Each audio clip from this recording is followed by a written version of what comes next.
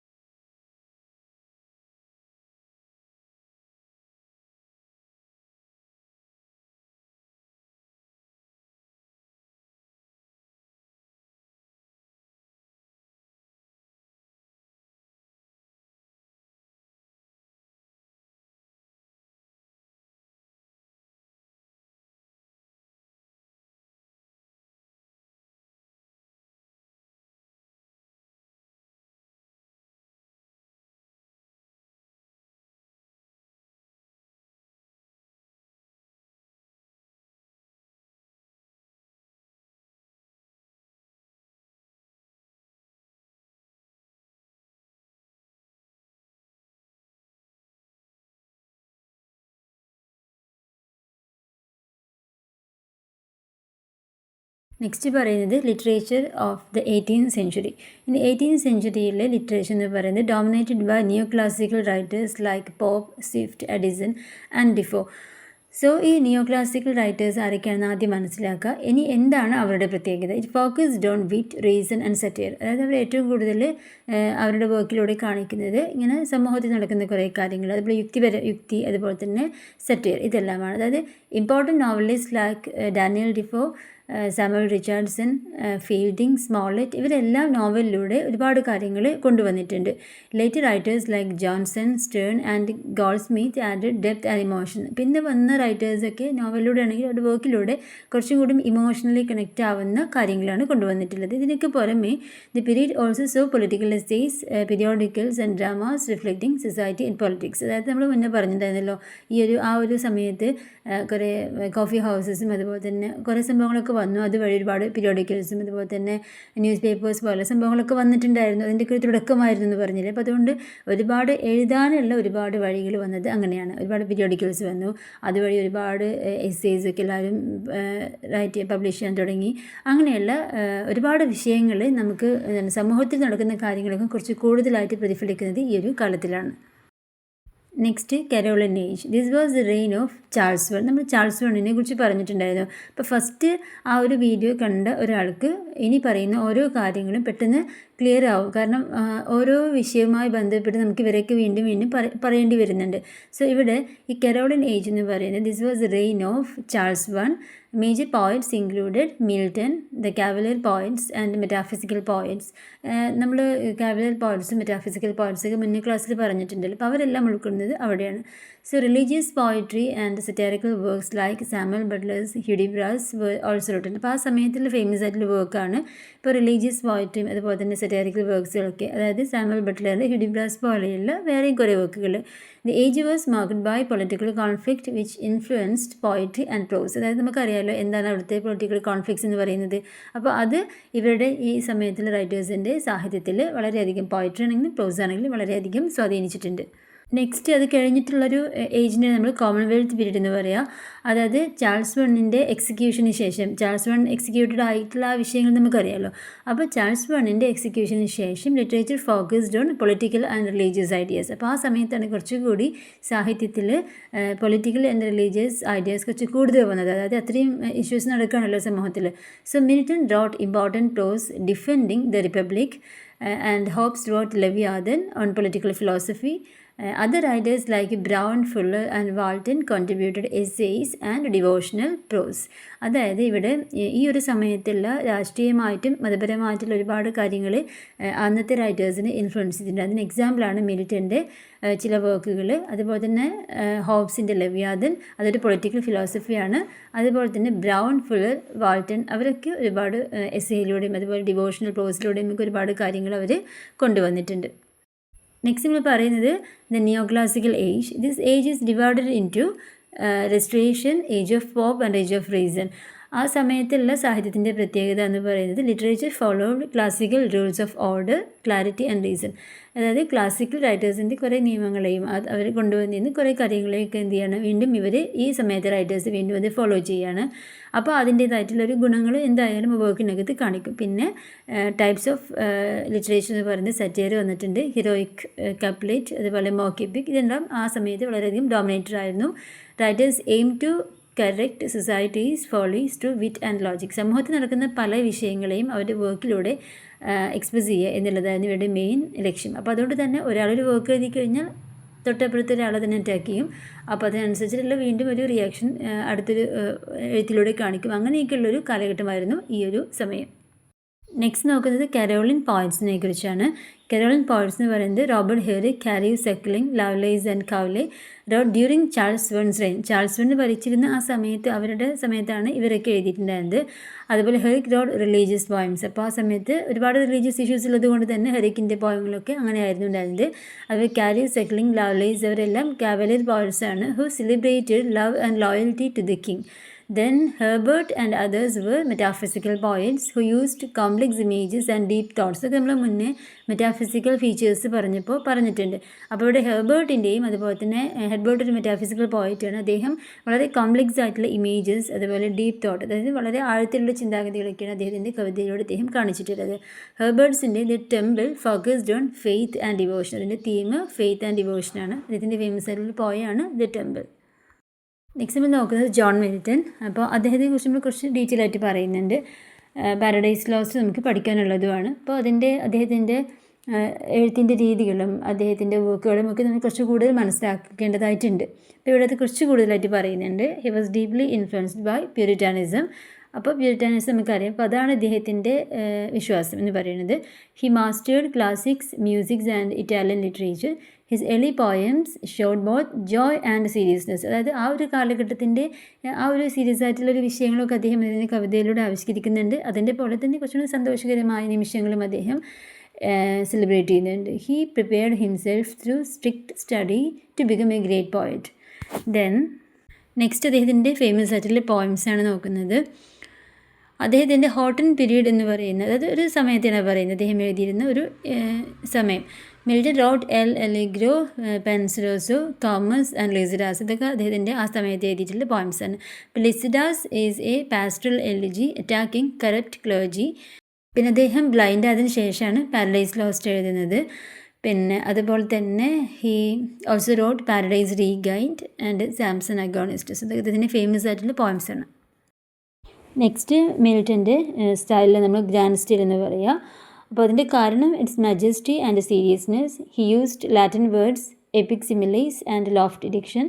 Then his language was elevated and dignified, suited to epic themes of God, man and Satan. അതായത് ഒരു EPIC എന്ന് പറയുമ്പോൾ അതിൻ്റേതായ value ഉണ്ടല്ലോ. അപ്പോൾ അതിനനുസരിച്ചിട്ടുള്ള ലാംഗ്വേജും അതുപോലെ തന്നെ വളരെ നല്ല തീമുകളും അതുപോലെ സിമിലീസ് ആണെങ്കിലും നോർമൽ സിമിലീസ് അല്ല, അതുപോലെ ലോഫ്റ്റി ഡിക്ഷൻ, എപ്പിക് സിമിലീസ് ഒക്കെ അദ്ദേഹം യൂസ് ചെയ്യുന്നത്.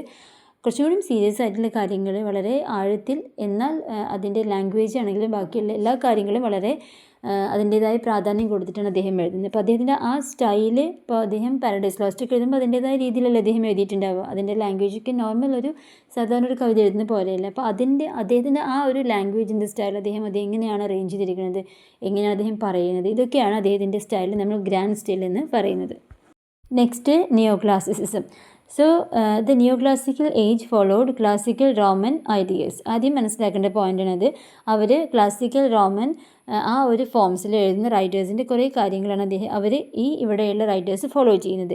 രണ്ടാമത്തത് it was called the age of reason and good sense. അതായത് കുറച്ചും കൂടി യുക്തിയിൽ കാര്യങ്ങൾ മനസ്സിലാക്കി ചിന്തിച്ച് അങ്ങനെയുള്ള വർക്കിന് കൂടുതൽ പ്രാധാന്യം കൊടുക്കുന്നതാണ് ഇവരുടെ ഒരു സ്റ്റൈൽ എന്ന് പറയുന്നത്. ഇതിനകത്ത് റൈറ്റേഴ്സ്, ആ ഒരു നിയോ ക്ലാസിക്കൽ റൈറ്റേഴ്സ് കൂടുതലും വാല്യൂ ചെയ്യുന്നത് order, wit and moral purpose. Third point. Fourth point, satire flourished to expose social vices. ഈ സമയത്താണ് സറ്റയർ ഒരു ഫോം വന്നിട്ടുള്ളത് സാഹിത്യത്തിൽ. അപ്പോൾ ആ സമയത്ത് ഈ സറ്റയറിലൂടെ സമൂഹത്തിൽ നടക്കുന്ന കുറേ കാര്യങ്ങളെയാണ് അവർ എക്സ്പോസ് ചെയ്യാൻ ശ്രമിക്കുന്നത്. അടുത്ത fifth point, the heroic couplet become the main poetic form and the Pope and Dryden were masters of the style. അതായത് ഹീറോയിക് കപ്ലേറ്റ് എന്ന് പറയുന്നത് ഈ സമയത്തെ പോയട്രിയുടെ മെയിൻ ഫോമാണ്. ആ ഒരു ഫോമിൽ എഴുതിയിരിക്കുന്ന ഫേമസ് ആയിട്ടുള്ള 2 പോയിറ്റ്സാണ് അലക്സാണ്ടർ പോപ്പും ജോൺ ഡ്രൈഡനും. നെക്സ്റ്റ് പറയുന്നത് സറ്റയറാണ്. Satire was the most popular genre. ആ സമയത്തുള്ള സറ്റയേഴ്സാണ് types of satires. Juvenalian satire was harsh, Horatian satire was gentle, Dryden wrote political satires. എക്സാമ്പിളാണ് Absalom and Achitophel. Alexander Pope wrote the rape of the lock and the Dunciad. Jonathan Swift wrote Gulliver's Travels and a tale of time. using humor to criticize politics, religion and human nature. അതായത് ഇവർ ശരിക്കും satire use ചെയ്യുന്നത് ആ സമയത്തുള്ള രാഷ്ട്രീയമായോ മതപരമായോ അല്ലെങ്കിൽ മറ്റേതെങ്കിലും മനുഷ്യർ ചെയ്യുന്ന പ്രവൃത്തികൾ, ഇതിനെയെല്ലാം അവരുടെ വർക്കിലൂടെ ഹാസ്യപരമായിട്ട് അവതരിപ്പിക്കുകയാണ് ചെയ്യുന്നത്. ഇനി അലക്സാണ്ടർ പോപ്പിനെ മാത്രമായിട്ട് എടുത്ത് നമ്മൾ പറയുമ്പോൾ അദ്ദേഹം he was physically deformed. He began writing early major works, essay on criticism, The Rape of the Lock, translation of Homer and essay on man. ഇത് ഫേമസ് ആയിട്ടുള്ള വർക്കുകളാണ്. വീണ്ടും ഒരുപാട് വർക്കുകൾ അദ്ദേഹം എഴുതിയിട്ടുണ്ട്. He satires and episodes show വിറ്റ് and moral criticism and he perfected the heroic couplet. ഇപ്പോൾ ഇവിടെ നമ്മൾ ഇപ്പോൾ സറ്റയർ എന്താണെന്നൊരു ക്വസ്റ്റ്യൻ വന്നു കഴിഞ്ഞാൽ നേരത്തെ ഞാൻ പറഞ്ഞിട്ടുള്ള ആ കാര്യങ്ങൾ എഴുതി, അത് ജനറലായിട്ട് പറഞ്ഞ കാര്യങ്ങളും പ്ലസ് അതിൻ്റെ കൂടെ എക്സാമ്പിൾ എഴുതുമ്പോൾ ഇപ്പോൾ അലക്സാണ്ടർ പോപ്പിനെ മാത്രം മാറ്റിയെടുത്ത് എഴുതുക. അപ്പോൾ ഓരോ ഭാഗത്ത് ഞാൻ പറയുന്ന കാര്യങ്ങളും ഒരു എസ്സേയോ പാരഗ്രാഫോ വരുന്ന സമയത്ത് മാക്സിമം പോയിൻറ്റ്സുകൾ ഇതിൽ നിന്ന് ആഡ് ചെയ്യാൻ വേണ്ടിയിട്ട് ശ്രമിക്കാം കേട്ടോ. ഇനി നെക്സ്റ്റ് പറയുന്നത് എന്താണ് പോയിട്രിയിലെ ഹീറോയിക് കപ്ലെറ്റ് എന്ന് പറഞ്ഞാൽ, the heroic couplet is 2 rhyming lines of iambic pentameter and it was used for epic, satire and narrative poetry. അതായത് ആദ്യം ഇത് ഡ്രൈഡൻ യൂസ് ചെയ്തിട്ടുണ്ടായിരുന്നു. അതിനുശേഷം അത് കുറച്ചും കൂടി വർക്കിലൂടെ പോയട്രിയുടെ ഫേമസ് ആക്കിയിട്ടുള്ളത് അല്ലെങ്കിൽ പെർഫെക്റ്റ് ആക്കിയിട്ടുള്ളത് അലക്സാണ്ടർ പോപ്പാണ്. അതായത് ഷാർപ്പ് വിറ്റ് ആൻഡ് ബാലൻസ്, അതാണ് ഇതിൻ്റെ ഒരു സ്പെഷ്യാലിറ്റി എന്ന് പറയുന്നത്. അതുപോലെ 2 rhyming lines of iambic pentameter ഫോർമുലയാണ് എഴുതുന്നത്. ആൻഡ് ഇത് സാധാരണ യൂസ് ചെയ്യുന്നത് epic, satire and narrative type of പോയട്രിയിലാണ് സാധാരണ ഹീറോയിക് കപ്ലെറ്റ് യൂസ് ചെയ്യുന്നത്. നെക്സ്റ്റ് വരുന്നത് മോക്ക് എപ്പിക് ആണ്. Mock epic uses epic style to describe trivial subjects for satire. അതായത് സറ്റയറിനെ തന്നെ കാണിക്കാൻ വേണ്ടിയിട്ട് കുറച്ചും കൂടി ഒരു ഗ്രാൻഡ് സ്റ്റൈലിലൊക്കെ യൂസ് ചെയ്യുന്ന രീതിയിലാണ് ഈ മോക്ക് എപ്പിക് എന്ന് പറയുന്നത്. അതിന് എക്സാമ്പിളാണ് the rape of the lock എന്ന് പറയുന്നത്. നെക്സ്റ്റ് നമ്മൾ നോക്കുന്നത് ദി ഏജ് ഓഫ് ട്രാൻസിഷൻ. എന്താണ് ഏജ് ഓഫ് ട്രാൻസിഷൻ എന്ന് പറഞ്ഞു കഴിഞ്ഞാൽ, literature moved from neoclassicism to romanticism. നമ്മളിപ്പോൾ സെമസ്റ്റർ 1 ആദ്യം മുതൽ പഠിക്കുന്ന സമയത്ത് Old English, Middle English, Renaissance, Restoration, Augustan അങ്ങനെയല്ലേ പഠിച്ചു വന്നത്. അപ്പോൾ നമ്മൾ ഒരു നിയോ ക്ലാസിക്കൽ ഏജ് വരെ മനസ്സിലാക്കിയിരുന്നു. സോ ഈ നിയോ ക്ലാസിക്കൽ ഏജിൽ നിന്ന് നമ്മളിനി മാറാൻ പോവുകയാണ് ഇങ്ങോട്ട് റൊമാൻറ്റിക് ഏജിലേക്ക്, അല്ലേ. അപ്പോൾ റൊമാൻറ്റിസിസത്തിലേക്ക്, ആ കോൺസെപ്റ്റിലേക്ക് വരുന്നതിന് മുമ്പേ ഉള്ള സമയത്തുള്ള റൈറ്റേഴ്സിനെ കുറിച്ചാണ് പറയുന്നത് ഈ ഒരു ഭാഗത്ത്. സോ ഇവിടെ പ്രധാനപ്പെട്ട റൈറ്റേഴ്സ് എന്ന് പറയുന്നത് ഗ്രേ, കോളിൻസ്, കോപ്പർ, ബേൺസ്, ഇവരൊക്കെയാണ് പ്രധാനമായിട്ട് ഇമ്പോർട്ടൻ്റ് ആയിട്ടുള്ള റൈറ്റേഴ്സ്. ഇവരുടെ വർക്കിലൂടെ ഇവർ കാണിക്കുന്നത് പ്രണയത്തെക്കുറിച്ചും, ലവ് ഫോർ നേച്ചർ, ഇമോഷൻസ്, അതുപോലെ കോമൺ പീപ്പിൾ, സാധാരണക്കാരായ ആളുകളുടെ കാര്യങ്ങളെക്കുറിച്ചാണ് പറയുന്നത്. ഇപ്പോൾ മുന്നേയൊക്കെ നിങ്ങൾ ആലോചിച്ച് നോക്കൂ, വർക്കിൽ മൊത്തം ഉണ്ടാകുന്നത് ഒന്നല്ലെങ്കിൽ റിലീജിയൻ ആയിരിക്കും, അല്ലെങ്കിൽ വേറെ ഏതെങ്കിലും വലിയ വലിയ കാര്യങ്ങളായിരിക്കും. എല്ലാവർക്കും അങ്ങനെ കോമൺ സാധാരണക്കാരായ ജനങ്ങൾക്ക് ഇങ്ങോട്ട് അക്സെപ്റ്റ് ചെയ്യാൻ പറ്റാത്ത രീതിയിലുള്ളതൊക്കെ ആയിരുന്നു ഒരു സമയത്ത് സാഹിത്യം എന്ന് പറഞ്ഞാൽ. പക്ഷേ കാലക്രമേണ മാറ്റങ്ങൾ വന്നു. അവിടെ യുക്തിപരമായിട്ടുള്ള കാര്യങ്ങൾ, മോറൽ വാല്യൂസിനും പ്രാധാന്യമുണ്ട്. പിന്നെ നോവൽ വരുന്ന സമയത്ത് സമൂഹത്തിലെ പ്രശ്നങ്ങളിലേക്ക് വന്നു. അങ്ങനെ കാലത്തിനനുസരിച്ച് മാറ്റം വരികയാണ് ചെയ്യുന്നത്. ഇപ്പോൾ ഇവിടെ നമ്മൾ കൂടുതലായിട്ടും ഈ ട്രാൻസിഷൻ പീരിയഡിലെ റൈറ്റേഴ്സ് കൊണ്ടുവരുന്നത് love for nature, emotions and common people. This period also saw interest in medieval legends and the supernatural, preparing the way for romantic property. അതായത് മുന്നേ നമ്മൾ ഈ സൂപ്പർ നേച്ചുറൽ അങ്ങനത്തെ സംഭവങ്ങൾക്ക് കുറച്ച് പ്രാധാന്യം കൊടുത്തിരുന്നില്ലേ റിനൈസൻസ് കാലഘട്ടത്തിൽ, പിന്നെ വന്ന സമയത്തും. പിന്നെ ഇടയ്ക്ക് വെച്ചിട്ടല്ലേ അതൊന്നും വേണ്ട എന്ന് പറഞ്ഞിട്ട് കുറച്ചും കൂടി യുക്തി, സയൻസ് അങ്ങനെയുള്ള അങ്ങോട്ട് വന്നത്. അപ്പോൾ വീണ്ടും ഈ ഒരു റൊമാൻറ്റിക് ഏജിലേക്ക് വരുന്ന ആ ഒരു സമയത്ത് ഇവിടെ വന്നിട്ടുള്ള ഒരു ചെറിയ മാറ്റമാണ് മധ്യകാലഘട്ടത്തിലെ മിഡീവൽ പോയറ്റ്സിൻ്റെ റൈറ്റേഴ്സ് കൊണ്ടുവന്നിട്ടുള്ള ഈ സൂപ്പർ നേച്ചുറൽ എലമെൻസും അതുപോലെ തന്നെ അങ്ങനത്തെ കുറേ കാര്യങ്ങളൊക്കെ വീണ്ടും അവരെന്ത് ചെയ്തു, അവരുടെ വർക്കിലൂടെ കാണിച്ചു. അത് നമുക്ക് എന്ത് മനസ്സിലാക്കാൻ പറ്റും, preparing the way for romantic poetry. Next the drama of Milton. അതായത് ഷേക്സ്പിയറിനെ പോലെയുള്ള ഫേമസ് റൈറ്റേഴ്സിനെല്ലാം, ഡ്രമാറ്റിസ്റ്റിനെല്ലാം മിൽട്ടൺ വളരെയധികം അഡ്മയർ ചെയ്യുന്നുണ്ട്. പക്ഷേ സ്റ്റേജ് പെർഫോമൻസിന് വേണ്ടിയിട്ടൊന്നും മിൽട്ടൺ ഡ്രാമ എഴുതിയിട്ടില്ല. പിന്നെ അദ്ദേഹം എഴുതിയത് തന്നെ ചെറുതായിട്ടുള്ളതൊക്കെ മോറൽ ആൻഡ് ഫിലോസഫിക്കൽ, കൂടുതലും ധാർമ്മികമായതോ അല്ലെങ്കിൽ ഫിലോസഫിക്കലായിട്ടുള്ള കാര്യങ്ങളാണ് അദ്ദേഹം than dramatic with music, dance and spectacle. അങ്ങനെ പെർഫോമൻസ് അദ്ദേഹം ഉദ്ദേശിക്കുന്നുണ്ടായിരുന്നില്ല. പിന്നെ അതിന് ശേഷം അദ്ദേഹം സാംസൺ അഗോണിസിസ് എഴുതിയിട്ടുണ്ടായിരുന്നു. അത് ഒരു ഗ്രീക്ക് സ്റ്റൈൽ ട്രാജഡിയാണ്. അത് ജസ്റ്റ് റീഡിങ്ങിന് വേണ്ടി മാത്രം, അത് മാത്രം ഉദ്ദേശിച്ച് അദ്ദേഹം എഴുതിയിട്ടുള്ളതാണ്, അല്ലാതെ പെർഫോമൻസ് അല്ല ഉദ്ദേശിച്ചിട്ടുള്ളത്. ദെൻ നെക്സ്റ്റ് നമ്മൾ പറയുന്നത് ഡ്രൈഡൻ ആൻഡ് ഹീറോയിക് ഡ്രാമ. അതായത് 60s ആൻഡ് 70s റെസ്റ്റോറേഷൻ ഇംഗ്ലണ്ടിൽ ഹീറോയിക് ഡ്രാമാസ് വളരെ പോപ്പുലറായിരുന്നു. അപ്പോൾ these plays were written in rhyming heroic couplets and dealt with superhuman heroes, love, honour and courage. Then ഇവിടെ they were influenced by French neoclassical tragedy and epic romance. അതിൽ നിന്ന് സ്വാധീനം ഉൾക്കൊണ്ടിട്ടാണ് ഇവർ എഴുതാറുള്ളത്. അത് എക്സാമ്പിൾസ് പറയുന്നുണ്ട്. John Dryden was the main writer of this type and the conquest of Granada, the Indian emperor, Aurangzeb and all for love R famous examples. And after the restoration of Charles II, അപ്പോൾ റെസ്റ്റോറേഷന് ശേഷം Charles second അദ്ദേഹത്തിന് ശേഷം പിന്നെ restoration age അവിടെ complete ആയല്ലോ. അതിനുശേഷം theatres വീണ്ടും re open ചെയ്തു എന്ന് നമ്മൾ പറഞ്ഞല്ലോ. അങ്ങനെ വന്നു കഴിഞ്ഞപ്പോൾ both heroic tragedy and comedy of manners flourished. അതിന് ശേഷമാണ് ഈ ഒരു ഹീറോയിക് ട്രാജഡിയും അതുപോലെ കോമഡി ഓഫ് മാനേഴ്സൊക്കെ കുറച്ച് കൂടുതലായിട്ട് വരാൻ തുടങ്ങിയത്. ആ സ്റ്റൈലിന് ഇമ്പോർട്ടൻസ് കിട്ടി തുടങ്ങിയത്. Next restoration comedy of manners. അതായത് കോമഡി ഓഫ് മാനേഴ്സ് എന്ന് പറഞ്ഞാൽ comedy of manners satirized the fashionable society of restoration London. അപ്പോൾ ആ സമയത്ത് ആ ഒരു റെസ്റ്റോറേഷൻ കോമഡിയുടെ പ്ലോട്ട് എന്ന് പറയുന്നത് dealt with love affairs, scandals and witty dialogues.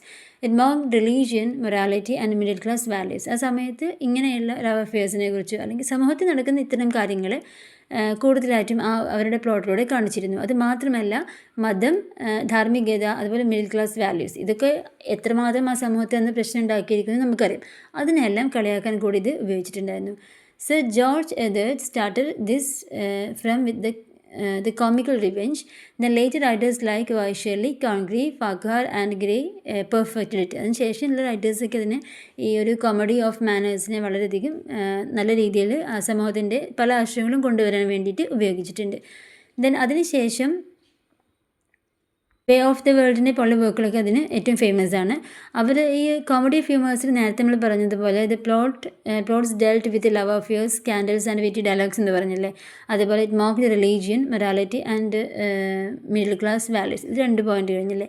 അതിനുശേഷം വീണ്ടും അടുത്ത് നമ്മൾ മനസ്സിലാക്കേണ്ട ഒരു കാര്യമാണ് the used realistic sets, musics and for the first time female actors. അതുപോലെ തന്നെ the comedy was attacked by Jeremy Collier for its immorality. അതായത് ഇവരാണ് പിന്നീട് ഫസ്റ്റ് ടൈം ഫീമെയിൽ ആക്ടേഴ്സിനെ കൊണ്ടുവന്നിട്ട് അതിലൂടെയൊക്കെ ഇവരെന്താണ് ഉദ്ദേശിച്ചത് എന്നുള്ളത് പെർഫോം ചെയ്യുന്നതൊക്കെ പിന്നെയാണ്. ഈ ഒരു സംഭവത്തിന് പിന്നീട് ജെർമി കോളിയർ അതിൻ്റെ ഒരു ഇമ്മൊറാലിറ്റിയെ, ധാർമ്മികത ഇല്ലായ്മയെ എന്ത് ചെയ്തിട്ടുണ്ടായിരുന്നു, അദ്ദേഹത്തിൻ്റെ വർക്കിലൂടെ വിമർശിച്ചിട്ടുണ്ട്. Next one sentimental comedy. Sentimental comedy was a reaction against the immorality of comedy of manners. ഈ കോമഡി ഓഫ് മാനേഴ്സിൽ എന്താണോ പറയുന്നത് അതിനെതിരെയുള്ള ഒരു റിയാക്ഷനായിട്ടാണ് സെൻറ്റിമെൻ്റൽ കോമഡി വന്നിട്ടുള്ളത്. So it remove laughter and replace it with pathos and moral lessons. അതായത് ഇവിടെ കളിയും തമാശയൊന്നുമില്ല. അപ്പോൾ അത് മുന്നേ ഉണ്ടായിരുന്ന വർക്കിനകത്ത് മുന്നേയുള്ള റൈറ്റേഴ്സ് കൊണ്ടുവന്നിട്ടുള്ള കാര്യങ്ങൾ തമാശയും സമൂഹത്തിൻ്റെ പല കാര്യങ്ങളും റിഫ്ലക്റ്റ് ചെയ്യുന്നുണ്ടല്ലോ. ഇവിടെ അതൊന്നുമില്ല. അത് കുറച്ചും കൂടി ഇങ്ങോട്ട് എല്ലാം വളരെ തമാശയില്ലാതെ കൊണ്ടുപോകുക. അപ്പോൾ അതത്ര വലിയ സുഖകരമായ കാര്യമായിരുന്നില്ല റൈറ്റേഴ്സിന്. സ്വാഭാവികമായിട്ടും അതിനെ റിയാക്ട് ചെയ്തിട്ട് മറ്റൊരാൾ തീർച്ചയായിട്ടും വരും. So characters were shown as perfectly virtuous. Writers like Collier and Steele led this moment, and plays like The Conscious Lovers and The Tender Husband aim to teach virtue. അപ്പോൾ വെറും അങ്ങനെയാണ് ഒരു ടു ടീച്ച് വേർച്യു, അതാണ് ഉദ്ദേശിക്കുന്നത്. പക്ഷേ ഇതിനെ തീർച്ചയായിട്ടും ഒരു വിമർശനം ഉണ്ടാവുള്ളൂ, ഇതിനെതിരെ റിയാക്ഷൻ ഉണ്ടാവുമല്ലോ. ശരിക്കും Goldsmith and Sheridan reacted against this too and brought back humour with she stoops to conquer and the school for scandal. ഈ 2 വർക്കിലൂടെ പിന്നീട് ഗോൾഡ്സ്മിത്തും ഷെറിഡാനും പഴയ തമാശയെ വീണ്ടും തിരിച്ചു കൊണ്ടുവന്നു. By the end of the 18th century, drama declined due to the rise of novel and lack of court support. പിന്നീട് 18th സെഞ്ച്വറിയുടെ അവസാനമൊക്കെ ആയപ്പോഴേക്കും ഡ്രാമയുടെ പ്രാധാന്യം കുറഞ്ഞു വന്നിട്ട് നോവലിൻ്റെ പ്രാധാന്യം കുറച്ച് കൂടുതലായിട്ട് വരാൻ തുടങ്ങി. Next Milton's prose. മിൽട്ടൻ്റെ ഡ്രാമ നമ്മൾ പറഞ്ഞു, പോയം നമ്മൾ പറഞ്ഞിട്ടുണ്ടായിരുന്നു. ഇനി prose. Milton wrote mainly political and religious prose. അദ്ദേഹത്തിൻ്റെ വിഷയങ്ങൾ മിക്കപ്പോഴും ഇങ്ങനെയൊക്കെ തന്നെയായിരുന്നു. സമൂഹം എന്താണോ അതിനാണ് അദ്ദേഹം കാണിക്കുന്നത്. അതിൻ്റെ ഒരു പ്രതിഫലനം തന്നെയാണ് മിക്കപ്പോഴും അദ്ദേഹത്തിൻ്റെ വർക്കിനകത്ത്. In of reformation he attack the corrupt church. അതായത് ആ സമയത്ത് ചർച്ചിൻ്റെ അഴിമതി കാര്യങ്ങളൊക്കെയാണ് ഓഫ് റിഫോർമേഷനിലൂടെ അദ്ദേഹം കാണിക്കുന്നത്. His greatest prose work Areopagitica was a powerful plea for freedom of speech and press. Milton used prose to defend Puritan ideals. ആ സമയത്ത് പ്യൂരിറ്റൻ ഐഡിയൽസിനെ ഡിഫെൻഡ് ചെയ്യാൻ വേണ്ടിയിട്ടായിരുന്നു മിക്കപ്പോഴും അദ്ദേഹത്തിൻ്റെ പ്രോസ് അദ്ദേഹം ഉപയോഗിച്ചിട്ടുണ്ടായിരുന്നത്. നെക്സ്റ്റ് റൈറ്ററാണ് John Bunyan, and he was a poor tinker from Bedfordshire who became England's most popular preacher and prose writer. With a little formal education, and he wrote Grace Abounding, a spiritual autobiography, and The Holy War, an allegory, and The Life and Death of Mr. Badman. ഇത്രയും 3 വർക്കുകളാണ് famous ആയിട്ടുള്ള വർക്കുകളെന്ന് ഓർത്തു വെക്കുക. He is best known for The Pilgrim's Progress, an allegory about Christian's journey to the celestial city. അദ്ദേഹത്തിൻ്റെ famous ആയിട്ടുള്ള വളരെ മനോഹരമായിട്ടുള്ള വർക്കാണ് the pilgrim's progress എന്ന് പറയുന്നത്. And his simple direct style made him the voice of common people. അപ്പോൾ ഈ ഒരു സമയത്തുള്ള dramatist poet, prose writers, novelist, ഇതൊക്കെ നമ്മൾ പറഞ്ഞിട്ടുണ്ടായിരുന്നു. ഇനി ഇവിടെ അടുത്തൊരു സെക്ഷനാണ് diarist of the 17th century. 17th centuryയിലെ ഫേമസ് ഡയറിസ്റ്റുകൾ ആരൊക്കെയാണ്? 17th century diaries gives a truthful picture of restoration life. Restoration ജീവിതത്തിനെ കുറിച്ച് കംപ്ലീറ്റ് ആയിട്ട് നമുക്ക് മനസ്സിലാക്കാൻ പറ്റുന്നത് ഈ ഡയറിസ്റ്റുകൾ എഴുതിയിരിക്കുന്ന വിവരണങ്ങളെ കുറിച്ചാണ്. They were private records not meant for publication. അതായത് ഒരിക്കലും പബ്ലിക്കേഷന് വേണ്ടിയിട്ടല്ല അവർ റെക്കോർഡ് ചെയ്ത് വെച്ചിട്ടുള്ള കാര്യങ്ങൾ, അതായത് ഓരോ ദിവസം നടക്കുന്ന കാര്യങ്ങളൊക്കെ അവർ റെക്കോർഡ് ചെയ്ത് വെച്ചിട്ടുള്ള ഫേമസ് റൈറ്റേഴ്സിൻ്റെ ഒക്കെ ഡയറിയിലൂടെ നമുക്ക് ആ സമൂഹത്തിൻ്റെ എല്ലാ കാര്യങ്ങളെക്കുറിച്ച് നമുക്ക് വ്യക്തമായ ധാരണ പിന്നീട് കിട്ടിയിട്ടുണ്ടായിരുന്നു. അതുപോലെ Samuel Pepys wrote about politics, plague, fire of London and the daily life with honesty and detail. അതായത് ഈ സമയത്ത് ഇപ്പോൾ നമ്മൾ നേരത്തെ ഒരുപാട് കാര്യങ്ങൾ നമ്മൾ പറഞ്ഞു. ഈ സമയത്ത് സാമുവൽ പേപ്പീസ് ഏറ്റവും കൂടുതൽ അദ്ദേഹത്തിൻ്റെ വർക്കിലൂടെ കാണിച്ചിരുന്നത് സാമൂഹിക രാഷ്ട്രീയപരമായ എന്തെല്ലാം ഇഷ്യൂസ് ഉണ്ടോ അതെല്ലാം അദ്ദേഹത്തിൻ്റെ വർക്കിനകത്തുണ്ടായിരുന്നു. അതിൻ്റെ കൂടെയാണ് നമ്മൾ പ്ലേഗിനെ കുറിച്ചും ഗ്രേറ്റ് ഫയർ ഓഫ് ലണ്ടനെ കുറിച്ചും ഒക്കെ നമുക്ക് ഡീറ്റെയിൽ ആയിട്ട് അന്നത്തെ എങ്ങനെയാണ് അവർ കഷ്ടപ്പെട്ടിരുന്നത്, എന്തെല്ലാം കാര്യങ്ങളാണ് അവർ ഫേസ് ചെയ്തിട്ടുള്ളത്, എല്ലാ കാര്യങ്ങളും നമുക്ക് കിട്ടിയത് ഇതിലൂടെയാണ്. അപ്പോൾ ആ ഒരു സമൂഹത്തിൻ്റെ ഒരു തകർച്ചയ്ക്ക് കാരണമായിട്ടുള്ള ഫയർ ഓഫ് ലണ്ടൻ ആണെങ്കിലും പ്ലേഗ് ആണെങ്കിലും ഒക്കെ എങ്ങനെയായിരുന്നു എന്ന് അദ്ദേഹം വളരെ വ്യക്തമായിട്ട് എഴുതി വെച്ചിട്ടുണ്ട്. മാത്രമല്ല ഡെയിലി ലൈഫ് എങ്ങനെയായിരുന്നു എന്നുള്ള കാര്യങ്ങളും ഉൾപ്പെടും. അതിനുശേഷം John Evelyn wrote about travel, science, art and architecture. അദ്ദേഹത്തിൻ്റെ വിഷയങ്ങൾ അതായിരുന്നു. Pepys diary is personal and confessional while Evelyn's is formal and informative. രണ്ടും തമ്മിൽ വ്യത്യാസമാണ് പറയുന്നത്. Both show the spirit of the. രണ്ടുപേരും എഴുതുന്നത് വ്യത്യാസമാണ്, ആശയം വ്യത്യാസമാണ്, എന്നാലും രണ്ടുപേരോടും ആ ഒരു കാലഘട്ടത്തിൻ്റെ സ്പിരിറ്റാണ്, അതായത് അതാണ് അവർ കാണിക്കാൻ ഉദ്ദേശിക്കുന്നത്. നെക്സ്റ്റ് പീരിയോഡിക്കൽ എസ്സേസ്, അതായത് ഫ്രാൻസിസ് ബേക്കനിലൂടെയും അഡിസൺ സ്റ്റീലിലൂടെയൊക്കെ പീരിയോഡിക്കൽസ് എസ്സേസ് കുറേ സീരീസ് ആയിട്ടൊക്കെ പബ്ലിഷ് ചെയ്യുന്ന ആ രീതി വന്നു തുടങ്ങി. അപ്പോൾ ഒരു മിഡിൽ ക്ലാസ് കോഫി ഹൗസ് അതുപോലെ കൾച്ചർ, ഒരു കോഫി ഹൗസ് കൾച്ചർ വന്നല്ലോ, നമ്മൾ നേരത്തെ പറഞ്ഞല്ലേ. അതായത് ഒരുമിച്ചിരുന്ന് കുറേ ആളുകൾ സംസാരിക്കുന്നു, ഒരുപാട് വിഷയങ്ങൾ സംസാരിക്കുന്നു, ഒരുപാട് ആളുകൾ അതിനകത്ത് വരുന്ന കാര്യങ്ങൾ ചർച്ച ചെയ്ത് എഴുതുന്നു, അത് പബ്ലിഷ് ചെയ്യുന്നു, അങ്ങനെയുള്ള കുറേ സംഭവങ്ങളൊക്കെ വന്നത് ആ ഒരു സമയത്ത്. അതിലൂടെയാണ് പലപ്പോഴും ഈ പീരിയോഡിക്കൽസിൻ്റെ ഒരു ജനനം എന്ന് വേണമെങ്കിൽ പറയാം. അതായത് ദ ടാറ്റ്ലർ അതുപോലെ സ്പെക്ടേറ്റർ പോലെയുള്ള സംഭവങ്ങളൊക്കെ വന്നത്, പീരിയോഡിക്കൽസൊക്കെ വന്നത് അങ്ങനെയായിരുന്നു. അപ്പോൾ ചിലതൊക്കെ 3 times, ചിലത് അതായത് ഒരു വീക്കിൽ 3 times ഒക്കെ പബ്ലിഷ് ചെയ്യുന്ന രീതിയിൽ ഒക്കെയാണ് വന്നിട്ടുള്ളത്. അപ്പോൾ അതിലൊക്കെ അന്നത്തെ സമൂഹത്തിലെ എന്തെല്ലാം കാര്യങ്ങൾ ബാധിക്കുന്നുണ്ട് അതൊക്കെ അവർ എഴുതി വെച്ചിട്ടുണ്ടായിരുന്നു. They dealt with manners, morality and social life in a simple, witty and conversational style. Addison and Steele aim to enliven morality with wit and temper വിറ്റ് വിത്ത് മൊറാലിറ്റി. അത് ആ ഒരു അവരുടെ എഴുത്തിൻ്റെ രീതിയെ പിന്നീട് പ്രശംസിച്ചതാണിത്. They are considered founders of modern English prose and essay. ഇനി പറയുന്നത് Daniel Defoe and Jonathan Swift. അവരും പ്രോസ് റൈറ്റേഴ്സ് ആയിരുന്നു. അതായത് ഫ്രാൻസിസ് ബേക്കൻ അതുപോലെ അഡിസൺ സ്റ്റീൽ അവരൊക്കെ എഴുതുന്നത് പോലെ തന്നെ പ്രോസ് റൈറ്റേഴ്സിൽ ഉൾപ്പെടുന്നവരാണ് ഡാനിയൽ ഡിഫോയും അതുപോലെ ജനാഥൻ സ്വിഫ്റ്റും. Daniel Defoe wrote over 300 works on politics, crime, religion and economy. ഇതിന് എക്സാമ്പിൾ താഴെ കൊടുത്തിട്ടുണ്ട്. അതുപോലെ റിവ്യൂ എന്ന് പറയുന്ന റിവ്യൂ അദ്ദേഹം കൊണ്ടുവന്നിട്ടുള്ളതാണ്. അതുപോലെ Jonathan Swift was a greatest satirist. അദ്ദേഹത്തിൻ്റെ a tale of tub, the battle of the books and Gulliver's Travels ഒക്കെ നമുക്ക് ഫേമസ് ആണെന്ന് നമുക്കറിയാം. He used irony to expose folly in politics, religion and society. അപ്പോൾ main വിഷയം എല്ലാവരും ഇത് തന്നെയാണ്. അതായത് അന്നത്തെ സമൂഹത്തിൽ നടക്കുന്നത് ഏറ്റവും കൂടുതൽ റിലീജിയസ് ആയിട്ടുള്ളത് പൊളിറ്റിക്കൽ ആയിട്ടുള്ള ഇഷ്യൂസ് ആയതുകൊണ്ട് തന്നെയാണ് ഫേമസ് റൈറ്റേഴ്സ് അവരുടെ വർക്കിലൂടെ കാണിക്കുന്നത് മൊത്തം അത് തന്നെയാണ്. His aim was not just to amuse but to reform society. Just എന്തെങ്കിലും വായിച്ചിട്ട് ഇങ്ങനെയാണ് സൊസൈറ്റി എന്ന് കാണിക്കുന്നതല്ല, പറയുന്ന വാക്കിലൂടെ ആ സൊസൈറ്റി റിഫോം ചെയ്യാൻ എന്തെങ്കിലും ഒക്കെ ഉണ്ടെങ്കിലോ എന്നാണ് അദ്ദേഹത്തിൻ്റെ ഒരു എഴുത്തിൻ്റെ മെയിൻ എയിം എന്ന് പറയുന്നത്. നെക്സ്റ്റ് പറയുന്നത് doctor Johnson and his circle. അതിനകത്ത് അദ്ദേഹത്തിൻ്റെ കൂടെ വരുന്ന റൈറ്റേഴ്സ് എന്ന് പറയുന്നത് Boswell, Gibbon, Burke, Goldsmith and Reynolds. ഇവിടെ ബോസ്വെല്ലിൽ ലൈഫ് ഓഫ് സാമുവൽ ജോൺസൺ എന്ന് പറഞ്ഞിട്ട് ഡോക്ടർ ജോൺസണിന് ഒരു ബയോഗ്രഫി എഴുതിയിട്ടുണ്ടായിരുന്നു അവരെക്കുറിച്ച്, the greatest biography in English. Then Gibbon എഴുതിയിരിക്കുന്ന വർക്കാണ് the decline and fall of Roman empire. അതുപോലെ Hume wrote history of England. അങ്ങനെ ഓരോ റൈറ്റേഴ്സും അവരുടേതായിട്ട് രീതിയിലുള്ള ചില വർക്കുകൾ എഴുതിയിട്ടുണ്ട്. ഇവരെ ഈ ഒരു സർക്കിൾ ഓഫ് റൈറ്റേഴ്സ് ഡോക്ടർ ജോൺസൻ്റെ അണ്ടറിൽ വരുന്നവരാണ്. ഇനി പറയുന്നത് contributions of Dryden and Johnson. Dryden അറിയപ്പെടുന്നത് ഫാദർ ഓഫ് ഇംഗ്ലീഷ് ക്രിറ്റിസിസം എന്നാണ്. അദ്ദേഹത്തിൻ്റെ an essay on dramatic പോയസി discussed drama and poetry and defended English tragic comedy. അദ്ദേഹത്തിൻ്റെ എസ്സേ ഓൺ ഡ്രമാറ്റിക് പോയസിനകത്ത് മെയിനായിട്ടും വരുന്ന ഇഷ്യൂസ് അദ്ദേഹം ഡിസ്കസ് ചെയ്യുന്ന കാര്യം ഡ്രാമയെക്കുറിച്ചും പോയട്രിയെക്കുറിച്ചും അദ്ദേഹത്തിൻ്റെ കോൺസെപ്റ്റുകൾ അദ്ദേഹം പറയുന്നുണ്ട്. പിന്നെ അദ്ദേഹം ഇംഗ്ലീഷ് ട്രാജിക് കോമഡി ഡിഫൈൻ ചെയ്യുന്നതും ഉണ്ട്. അതുപോലെ ജോൺസൺ എഴുതിയിരിക്കുന്ന വർക്കാണ് preface to Shakespeare and lives of the poets എന്ന് പറയുന്നത്. He believed poetry should instruct and reflect, അതായത് ഒരു ജീവിതത്തെ റിഫ്ലക്റ്റ് ചെയ്യാനോ ഇൻസ്ട്രക്റ്റ് ചെയ്യാനോ കഴിയുന്ന ഒന്ന് എന്ന് അദ്ദേഹം വിശ്വസിക്കുന്നുണ്ട് പോയട്രിയെക്കുറിച്ച്. Then he defended Shakespeare's mixing of comedy and tragedy and criticised blank verse. അതായത് നമ്മൾ മുന്നേ പറഞ്ഞിട്ടുണ്ടായിരുന്നു ഷേക്സ്പിയർ പലപ്പോഴും വർക്കിൽ കോമഡിയും ട്രാജഡിയും തമ്മിൽ ബ്ലെൻഡ് ചെയ്യുന്നുണ്ട് പറഞ്ഞിട്ടുണ്ടല്ലോ. അപ്പോൾ അതിനെ ക്രിട്ടിസൈസ് ചെയ്തിരുന്നു, അതുപോലെ അദ്ദേഹത്തിൻ്റെ ബ്ലാങ്ക് വേഴ്സിനെയും. He made English criticism independent of classical rules. Next, rise of English novel. The 18th century saw the rise of novel due to the decline of drama and growth of periodicals. Early contributors were Defoe, Bunyan, Swift and Aphra-Behn.